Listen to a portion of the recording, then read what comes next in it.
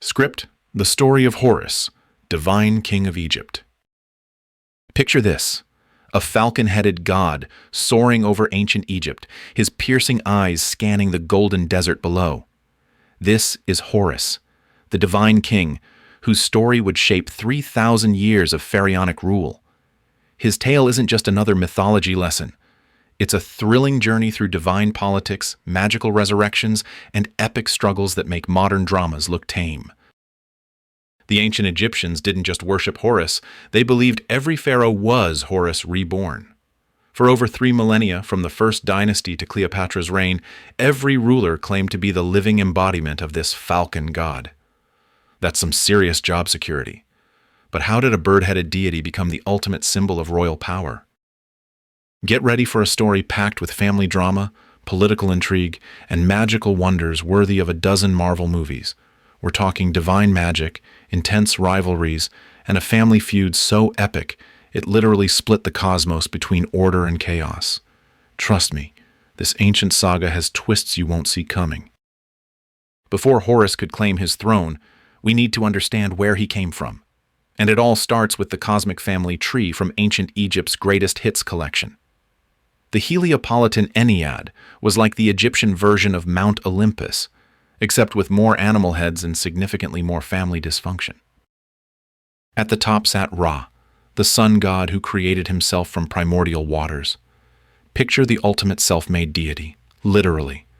Ra then sneezed and spat out his first children, Shu, god of air, and Tefnut, goddess of moisture. Romantic origin story? Not exactly, but it gets the job done in terms of cosmic creation. Shu and Tefnut had their own kids, Geb, the earth god who literally was the ground everyone walked on, and Nut, the sky goddess who arched over the world like a star-spangled canopy. These two were so passionate they had to be physically separated by their father, Shu. Talk about helicopter parenting on a cosmic scale. This divine couple produced 4 children who would change everything: Osiris, Isis, Set, and Nephthys. Each had their role in the cosmic order, but Osiris was destined for greatness as the first divine pharaoh. His brother Set? Well, let's just say sibling rivalry was about to reach dangerous new heights. The entire system operated on Ma'at, the principle of truth, justice, and cosmic balance. Think of it as the universe's operating system, keeping chaos at bay and ensuring everything ran smoothly. This wasn't just philosophy, it was literally what kept reality from falling apart at the seams. Horus would eventually embody this divine order as the perfect king. But first, his parents had to survive a family crisis that would make any modern dysfunction look like a minor disagreement. The stage was set for power, betrayal, and enough magical mayhem to reshape the very foundations of Egyptian civilization. Every pharaoh would later claim this divine bloodline, transforming from mere mortals into living gods through coronation rituals. Not bad for a family that started with a sneeze and some cosmic spit. But before we get to Horus's incredible story, we need to meet his legendary parents. Osiris wasn't just any god. He was the golden boy of the divine family, destined to be Egypt's first pharaoh. Imagine the most charismatic leader you can think of. Add some serious magical powers, and give him the job of civilizing an entire civilization. That was Osiris in a nutshell, and he was absolutely crushing it in the ancient world's first leadership role. When Osiris took the throne, Egypt transformed from a wild, chaotic land into a sophisticated civilization. He taught humans agriculture, law, religion, and culture. Think of him as part wise king, part life coach, and part divine instructor manual for civilization. Under his rule, the Nile flowed perfectly, crops grew abundantly, and people lived in harmony. It was basically the ancient world's version of a utopian society. His marriage to Isis was the power couple arrangement of the millennium. Isis wasn't just a supportive spouse. She was a magical powerhouse in her own right, mastering healing, protection, and motherhood. Together, they represented the perfect balance of masculine and feminine divine energy. Their love story became the template for ideal royal marriages throughout Egyptian history. The golden age under Osiris and Isis was so perfect it made everyone else a little jealous. People were happy, fed, and spiritually fulfilled. The land prospered, the gods were pleased, and cosmic balance reigned supreme. It was the kind of peaceful, prosperous era that politicians today can only dream about achieving. But you know what they say about things that seem too good to be true. This paradise wasn't just a fairy tale. It represented everything the Egyptians believed good kingship should achieve. Every future pharaoh would be measured against Osiris's standard of divine rule. The pressure was real, but their perfect world was about to face its ultimate test from the one family member who couldn't handle being left out of the spotlight. Set was the divine equivalent of that relative who ruins every family gathering. As Osiris's brother, he watched his siblings' perfect reign with growing resentment. While Osiris got all the praise for civilizing Egypt, Set ruled over the harsh desert, storms, and chaos. Talk about getting the short end of the cosmic stick. Set's jealousy wasn't just personal. It was existential. In his mind, why should his younger brother get to be the beloved pharaoh while he was stuck managing the less glamorous aspects of creation? The resentment festered until Set decided that if he couldn't have the throne legitimately, he'd take it by force. Family dinner was about to get really awkward. The plot was worthy of a modern thriller. Set commissioned a beautiful chest, crafted to Osiris's exact measurements. He threw a party and offered the chest as a prize to whoever could fit inside perfectly. It seemed like an innocent party game, until Osiris climbed in and Set's 72 conspirators slammed the lid shut and sealed it. Surprise! Set then cast the chest into the Nile, hoping to rid himself of his brother. When it was later found, Set, in a fit of rage, scattered Osiris's remains across Egypt, disrupting the cosmic order. This wasn't just betrayal. It was the first act of chaos striking against divine harmony. The Golden Age was over, plunging Egypt into darkness and disorder. But he hadn't counted on the determination of one very determined widow. The 72 conspirators represent more than just random accomplices. They symbolize the days of the year when the Nile was at its lowest, the time of drought and hardship. Set had turned the natural cycle of renewal into a weapon against his own family. But as we'll see, love and magic can be more powerful than jealousy and betrayal. When Isis discovered her husband's fate, her grief shook the very foundations of Egypt. This wasn't just mourning. It was the sound of cosmic order crying out in anguish. But Isis was no ordinary widow. She was a goddess of magic, and she was about to prove that love could triumph over loss.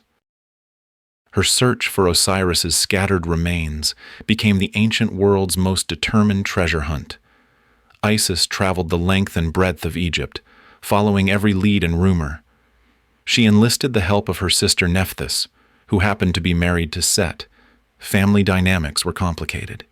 Together they scoured marshes, temples, and tombs with the dedication of divine detectives. Finding the pieces was only the beginning.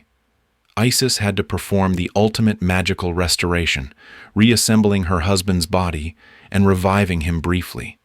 Using her incredible powers, she pieced Osiris back together like the world's most challenging jigsaw puzzle.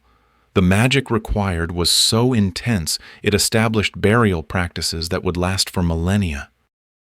Through her magic, Isis conceived Horus with her restored husband, using divine rituals too sacred to detail. Knowing that Set would target her unborn child, Isis fled to the Delta marshes. She transformed from queen to refugee, hiding among the papyrus reeds like an ancient Egyptian superhero going underground. Her pregnancy was spent in constant danger, relying on magic and the protection of loyal subjects who recognized her divine nature. The transformation of Isis from perfect queen to grieving widow to protective mother became the archetypal story of feminine strength and determination. She embodied every woman who had lost a husband, every mother protecting her child, every person fighting against impossible odds. Her story resonated so deeply that Isis worship spread far beyond Egypt to Greece, Rome, and across the ancient world. During her exile, Isis had time to plan. She wasn't just hiding. She was preparing her son for the ultimate confrontation with Set. The quiet marshes became a training ground for the future king, and every day brought them closer to the moment when Horus would reclaim his rightful throne. Deep in the delta marshes, hidden among towering papyrus reeds, the future king of Egypt was growing up in secret. Young Horus wasn't living in a palace. He was getting a wilderness education that would make any survival expert jealous. The swamplands became his classroom, and his mother Isis was both protector and instructor in the art of divine kingship. Isis didn't just hide her son, she trained him for greatness. Every day brought lessons in magic, combat, and the responsibilities of rulership. Picture the most intensive royal education program ever designed, except it was happening in a swamp with crocodiles as neighbors. Horus learned to command respect from the marsh creatures and navigate the treacherous waters with supernatural skill.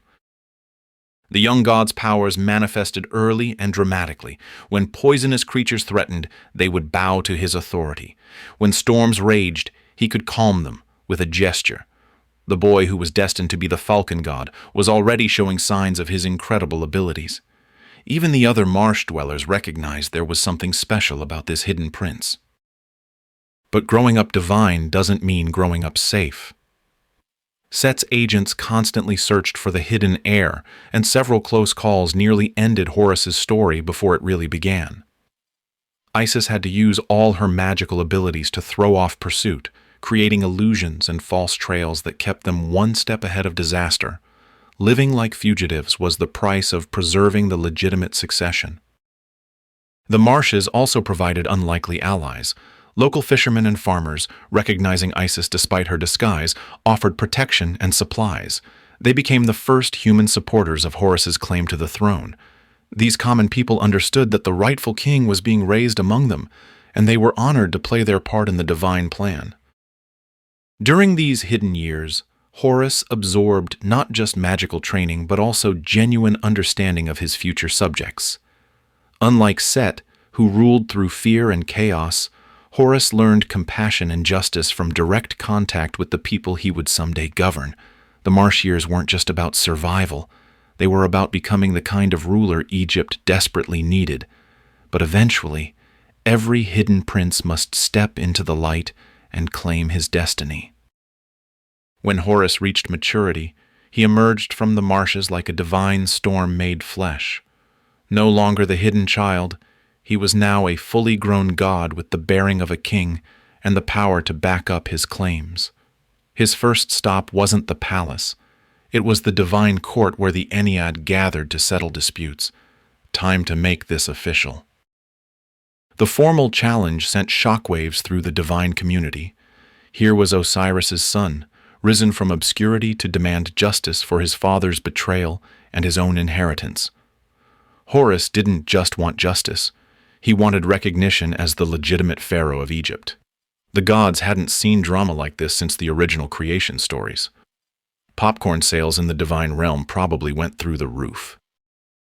The Ennead found themselves in an awkward position. On one hand, Horus clearly had the stronger legal claim as Osiris's direct heir. On the other hand, Set had been running Egypt, badly, for years, and wasn't about to give up power without a fight. Some gods supported the young challenger, others backed the established ruler, and a few just wanted the whole mess to go away. Ra, as head of the divine court, tried to maintain neutrality, but was clearly torn. He appreciated Set's strength and chaos-managing abilities, but couldn't ignore Horus's legitimate bloodline. Other gods took sides based on their own interests and relationships.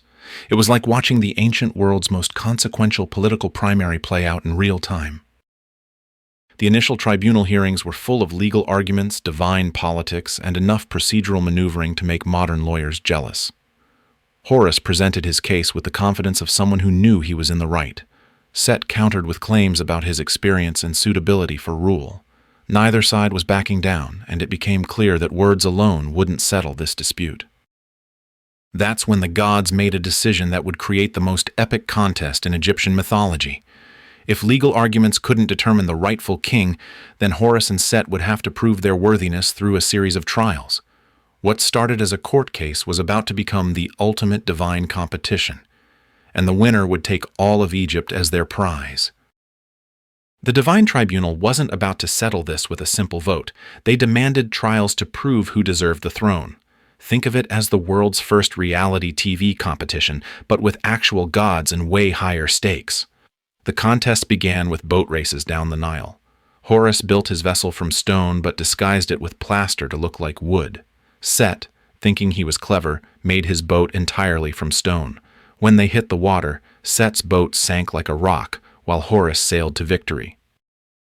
But Set wasn't giving up that easily. He challenged Horus to a transformation contest in the river. Both gods turned into hippos and dove underwater. The rule was simple. Whoever surfaced first would lose. Isis watched nervously from the shore, fearing for her son's safety. She crafted a magical harpoon and threw it into the water. Unfortunately, her aim was off. She hit Horus first.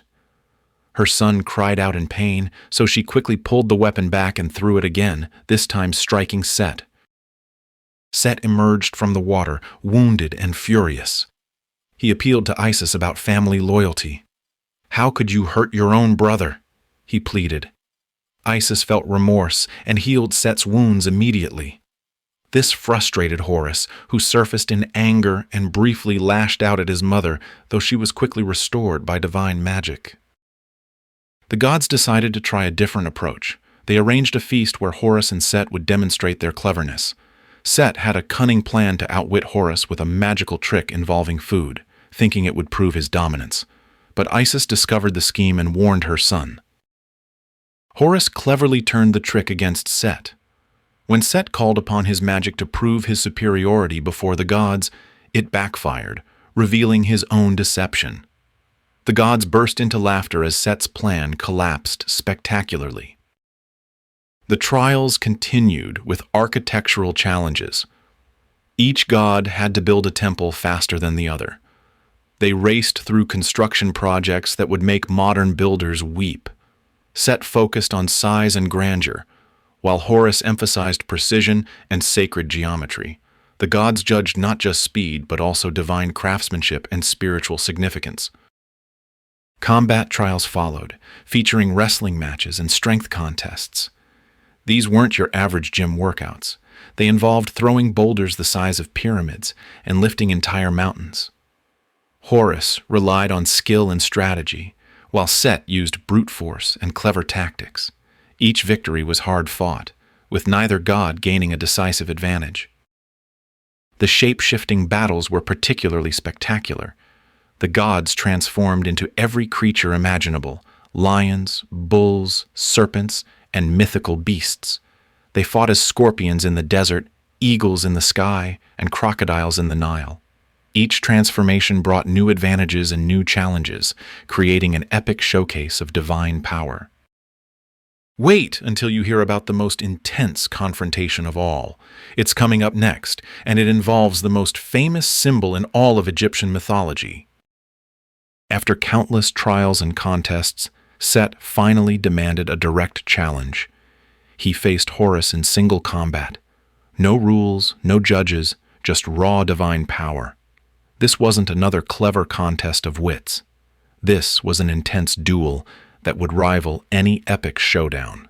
The two gods met in the desert, their divine energies blazing with unmatched intensity. The battle was fierce. They clashed with supernatural strength and magical force. Set's years of resentment fueled his attacks, while Horus channeled his training and righteous determination. The desert trembled from the force of their confrontation. In the heat of battle, Set struck a grievous blow, damaging Horus's left eye, the symbol that would become ancient Egypt's most powerful protective amulet. Horus endured the pain, his divine essence faltering but unbroken. Yet this prince wasn't going down without a fight. With fierce resolve, Horus countered with a powerful strike that left Set weakened. Both gods were left exhausted, their powers strained. The wise god Thoth arrived to find them battered and weary. He carefully restored Horus's eye with his healing magic, creating mythology's most enduring symbol. The restored Eye of Horus became the ultimate emblem of protection against chaos. The symbolism runs deep here. Horus's eye represented divine kingship, protection, and royal power. Its damage and restoration mirrored the eternal cycle of death and rebirth that governed Egyptian cosmology. Every pharaoh would wear this symbol, claiming the protection of the falcon god who endured great trials to claim his throne. Pretty intense origin story for what became ancient Egypt's most recognizable icon. The gods had seen enough conflict. Ra, the sun god and ultimate authority, called for a final assembly of the Ennead. The divine council was exhausted from the endless trials and fierce combat. Even immortal beings have their limits, and this succession crisis had dragged on for decades. Ra stood before the assembled gods, his solar crown blazing with authority that none dared challenge. The testimonies were heard one final time. Isis pleaded her son's case with the passion of a mother and the wisdom of a goddess. She reminded the court that Horus was Osiris's rightful heir, born of legitimate divine marriage. Set argued his case too, claiming his strength and experience made him the better ruler, but his aggressive actions had damaged his reputation severely. Thoth, the god of wisdom and justice, presented the evidence with characteristic precision. He had witnessed the contests, recorded the victories, and analyzed the divine law. His verdict was clear. Horus had proven himself through both trials and suffering. The legitimate bloodline trumped brute force. The restoration of his eye symbolized his readiness to see and judge with divine wisdom. Ra made his judgment with the weight of cosmic authority. Horus would rule the living world as king of Egypt. Set would be banished to the desert, becoming god of storms, chaos, and foreign lands. This wasn't just punishment, it was cosmic balance in action. Every kingdom needs both order and chaos, civilization and wilderness. The two gods would maintain this balance for eternity. The coronation was magnificent beyond description. Horus received the double crown of Upper and Lower Egypt, the crook and flail of kingship, and the divine serpent that would adorn every pharaoh's brow. The gods blessed him with the power to maintain Ma'at, cosmic order and justice. From this moment forward, every human ruler would be his earthly embodiment. But here's the fascinating twist. Set wasn't completely defeated. He became Ra's protector during the sun god's nightly journey through the underworld. Every night, Set would battle the chaos serpent Apophis to ensure the sun would rise again. Even in exile, he served a crucial cosmic function. Sometimes the best way to handle a troublemaker is to give them a really important job. Every pharaoh who ever ruled Egypt became Horus incarnate the moment they touched the crown. This wasn't just political theater. Ancient Egyptians believed their king literally transformed into the falcon god during coronation ceremonies. The pharaoh's Horus name was the first and most important of their 5 royal titles. Talk about job requirements. Imagine having to become a god just to clock in for work. The coronation rituals were incredibly elaborate. The new pharaoh would enter the temple as a mortal and emerge as Horus reborn. Priests performed the opening of the mouth ceremony, symbolically giving the king divine breath and speech. Sacred oils anointed his body, transforming human flesh into divine essence. The double crown physically connected him to both Upper and Lower Egypt, making him the living embodiment of national unity. Royal titulature reflected this divine transformation perfectly. The pharaoh's Horus name was written inside a serach, a rectangular frame topped with a falcon. This wasn't just decoration, it was a magical formula that invoked Horus's protection and power. The king's other names connected him to various gods, but the Horus name was always first and most sacred. The relationship between divine and earthly kingship was beautifully complex. As Horus, the pharaoh was responsible for maintaining Ma'at throughout the kingdom. This meant ensuring justice, prosperity, and cosmic order. Every royal decree carried divine authority because Horus himself was issuing the commands. Every military victory proved the king's divine favor and strength. Palace life reflected this divine status in fascinating ways. The pharaoh couldn't be seen eating or using the bathroom. Gods don't have such mortal needs. Court protocols treated the king as literally divine, with elaborate purification rituals and ceremonial procedures. Even the royal family had to approach the pharaoh with the reverence due to a living god. Death didn't end the pharaoh's divine role, it transformed it. When a pharaoh died, he became Osiris in the afterlife, while his successor became the new Horus on earth. This created an eternal cycle of divine kingship that lasted for over 3,000 years. Every pyramid, every royal tomb, every succession ceremony reinforced this mythological foundation. The genius of this system was its stability. Rebellions against the pharaoh weren't just political. They were attacks on cosmic order itself. Who wants to fight a god? This divine kingship model was so successful that it influenced royal ideology throughout the ancient world. Even today, we can see echoes of this concept in various forms of ceremonial monarchy. Horus wasn't just one god, he was an entire divine family with multiple personalities and roles. Ancient Egyptians worshipped at least a dozen different forms of Horus, each with distinct characteristics and powers. Think of it as the original superhero franchise, with each version adapted for different audiences and needs. The most important distinction was between Horus the Elder and Horus the Younger, two completely different deities who shared the same name. Horus the Elder, Osiris, was the original sky god, brother to Osiris and Set, rather than their nephew. This version was ancient even by Egyptian standards, dating back to the very earliest dynasties. He ruled the heavens as a cosmic falcon whose eyes were the sun and moon. When he blinked, eclipses occurred. When he cried, rain fell on the earth below. Horus the Younger, Harpocrates, was the son of Isis and Osiris we've been following in our story. Usually depicted as a child or young man, he represented kingship, protection, and the triumph of order over chaos. This version became the template for all pharaohs, and the most politically important form of the god. Every royal statue and temple relief showing divine kingship featured this Horus. Regional variations added even more complexity to Horus worship. In Edfu, he was the great falcon who battled Set across the skies. The magnificent Temple of Edfu, one of the best preserved in all Egypt, celebrates this version with incredible artistic detail. In Kamambo, he shared worship space with Sobek, the crocodile god. Imagine that divine roommate situation. Harpocrates became especially popular during the Ptolemaic period, when Greek rulers adopted Egyptian religious practices. He was often shown as a chubby child with his finger to his lips, symbolizing the silence of divine wisdom. This image spread throughout the Roman Empire, influencing early Christian iconography and medieval art. Your local museum probably has at least one statue of this version. Temple cults developed their own unique traditions around Horus worship. Priests maintained sacred falcons in temple aviaries, believing these birds were living manifestations of the god. The annual Triumph of Horus festivals reenacted his victory over Set with elaborate processions and ritual dramas.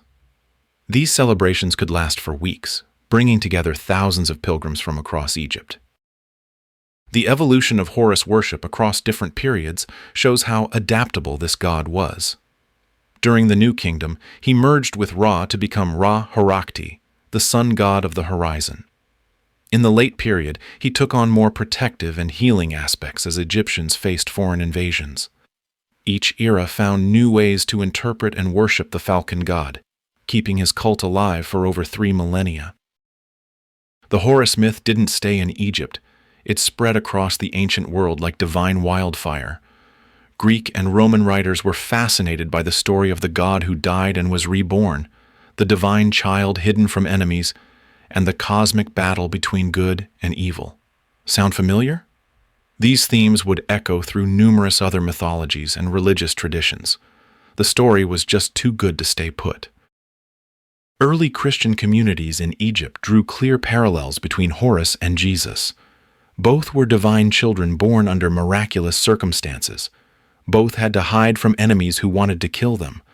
Both represented the triumph of good over evil and the promise of eternal life.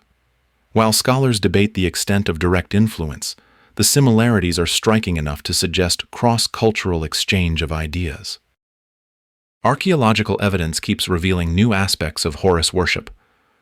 Recent excavations have uncovered falcon mummies, elaborate temple complexes, and royal artifacts bearing the Horus name. The famous Narmer palette, one of Egypt's oldest historical artifacts, shows the pharaoh as Horus defeating his enemies. Every new discovery adds pieces to our understanding of how central this god was to Egyptian civilization. Modern fascination with Egyptian mythology keeps Horus alive in contemporary culture. He appears in movies, video games, comic books, and fantasy novels. The Eye of Horus remains one of the world's most recognizable symbols, appearing on everything from jewelry to tattoos to corporate logos. Not bad for a god who's been dead for over 1,000 years. This ancient falcon still captures imaginations and inspires artists across the globe, proving that truly great stories are indeed eternal. The story of Horus represents one of humanity's most enduring archetypes. The rightful heir who must fight to reclaim what was stolen, the young hero who overcomes impossible odds, and the just ruler who brings order from chaos. For over 3 millennia, Egyptian pharaohs drew their legitimacy from this ancient tale, transforming a myth of family conflict into the bedrock of royal power. What makes Horus's story so compelling isn't just its drama, but its profound understanding of leadership and justice. The Egyptians recognized that true kingship isn't inherited through bloodline alone. It must be earned through struggle, proven through trial, and maintained through the constant battle against the forces of disorder. Every pharaoh who wore the double crown was expected to be Horus reborn, fighting Set's chaos with Ma'at's order. The influence of this mythology extends far beyond ancient Egypt. Scholars have noted striking parallels between Horus and other dying and rising god figures throughout the ancient world, suggesting these stories tap into something universal about human nature and our need for heroes who triumph over death and injustice. The Eye of Horus remains one of the world's most recognizable symbols, and Egyptian mythology continues to captivate audiences in everything from blockbuster movies to modern literature.